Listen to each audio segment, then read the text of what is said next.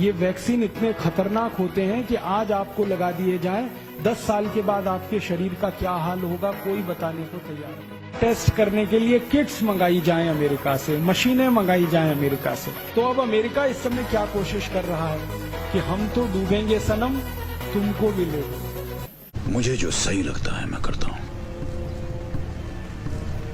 वो चाहे पुलिस, कानून या फिर पूरे सिस्टम के खिलाफ क्यों ना हो। हमारे देश की सरकार चलाने वाले नेता और मंत्री, उनको इस तरह की बल्क परचेज करने में करोड़ों रुपए की रिश्वत होती है।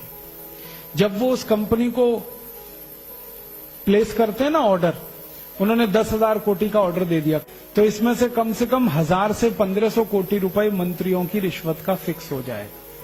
इसलिए सरकार का इंटरेस्ट है कि ये दवा मंगाई जाए।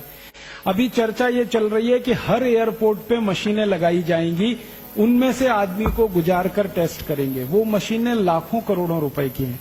तो उनका ऑर्डर किसी कंपनी को दे दिया सरकार ने, उस ऑर्डर का 10%, 15% मंत्रियों को मिल गया हिस्सेदारी के रूप में, अधिकारियों को मिल गया। तो सरकार का वेस्टेड इंटरेस्ट ये होता है कि खूब रिश्वत इस तरह के कामों में मिलती है। मैं आपको एक पुरानी जानकारी देता हूं। आपको याद है 14 साल पहले सूरत में एक अफवाह उड़ी थी कि प्लेग आ गया, प्लेग आ गया, प्लेग आ गया, याद है? उसका दुष्परिणाम क्या हुआ कि पूरे सूरत की टेक्सटाइल इंडस्ट्री बंद हो गई, पूरे सूरत की। 14 दिन तक सूरत में एक कारखाना नहीं चला, एक पैसे का प्रोडक्शन नहीं हुआ, सारे कारखाने ठप हो गए। मजदूर भागकर सब अपने गांव चले गए क्योंकि सबको दहशत और डर बैठ गया। उतनी देर में परिणाम क्या निकला? भारत में कपड़े की कमी आ गई। तो सरकार ने क्या किया? परदेशी कंपनियों को कपड़ा भारत में बेचने का ऑर्डर देना शुरू कर दिया। तो परदेशियों का अंधाधुंध कपड़ा बिका। और उसके बाद 14 दिन के बाद फिर खबर आई कि प्लेग नहीं है, प्लेग नहीं है, वापस लोग आए। लेकिन वापस आने में 6 महीने लग गए और फैक्ट्री चलाने में 6 महीने लग गए। 6 महीने तक भारत का बाजार विदेशी कंपनियों ने कपड़े से भर दिया और पूरे खेल में 14,000 कोटी का नुकसान भारत देश को हुआ। ये 14 साल पहले सूरत में हुआ था।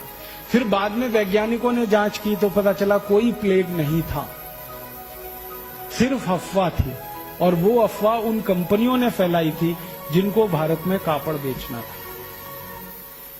यही खेल अभी हो रहा है। और अभी खेल क्या हो रहा है? पुणे कितने दिन से बंद है? 8 दिन हो गए।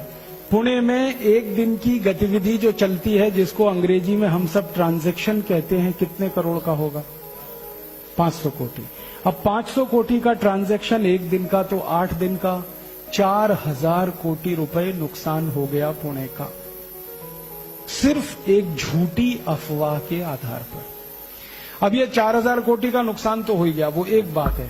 अब वो कंपनी यहां जब दवा बेचेगी और वैक्सीन बेचेगी तो पुणे का और 10,000 कोटी का नुकसान होगा, क्योंकि हम वैक्सीन खरीदेंगे, दवा खरीदेंगे, पैसा उस कंपनी के हाथ में जाए। और अगर ये खेल लंबा चल गया तो जानते हैं क्या होगा? यहां जो सॉफ्टवेयर की कंपनियां हैं, आईटी कंपनियां, वो कहेंगी यहां से बेस अपना शिफ्ट करो, यहां धंधा अब ठीक नहीं है करना। क्योंकि जब उनके कर्मचारियों के सिर पे तलवार लटकती होगी तो वो कैसे करेंगे? वो यहां से अगर शिफ्ट कर गए, बेंगलोर चले गए या कहीं और चले गए, तो पुणे का ये जो आधार बना ये खत्म हो जाएगा। हजारों लोगों की नौकरियां खत्म हो जाएंगी। इतना बड़ा खेल है ये। 1816-18 में 2 साल भयंकर फ्लू हुआ था, एवियन फ्लू। उस समय अमेरिका की कुछ कंपनियों ने वैक्सीन बेचे थे। एवियन फ्लू के जो वैक्सीन लगाए गए ना लोगों को, वो सब लोग मरे। और कितने लोग मरे मालूम है? 4.5 करोड़ सारी दुनिया में। माने 4.5 करोड़ लोगों को अमेरिकन कंपनियों ने जो वैक्सीन लगाई वो सब मर गए। और जिन्होंने वैक्सीन नहीं लगाया था वो सब जिंदा रहे।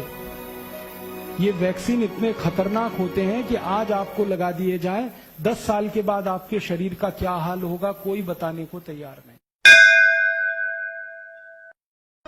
और ये खेल सिर्फ बीमारी का नहीं है, ये खेल एक युद्ध का हिस्सा है।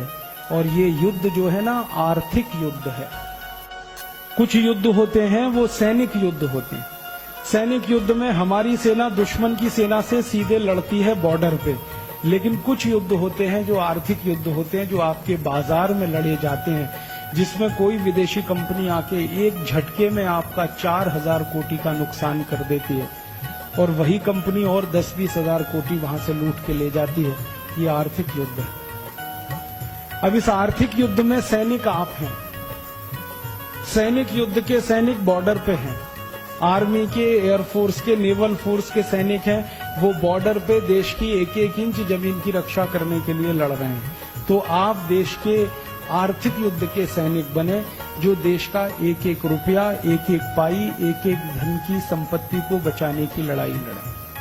इसलिए सैनिकों का दिमाग साफ होना चाहिए, क्लियर होना चाहिए अपने उद्देश्य के प्रति और अपनी संपूर्ण समर्पण के प्रति। आपका उद्देश्य अगर आपको साफ दिख रहा है तो युद्ध में आप लड़ेंगे और जीतेंगे, और अगर आपका उद्देश्य ही आपको साफ नहीं दिख रहा है तो लड़ेंगे तो सही लेकिन हारेंगे। इसलिए ये आज का कार्यक्रम रखा गया कि ये आर्थिक युद्ध भारत के खिलाफ शुरू हुआ है और इस युद्ध में बड़े बड़े लोग शामिल हैं। एक मौत ऐसी आएगी जिसको देश और समाज जिंदगी भर याद रखेगा, और एक मौत ऐसी आएगी कोई पूछेगा नहीं।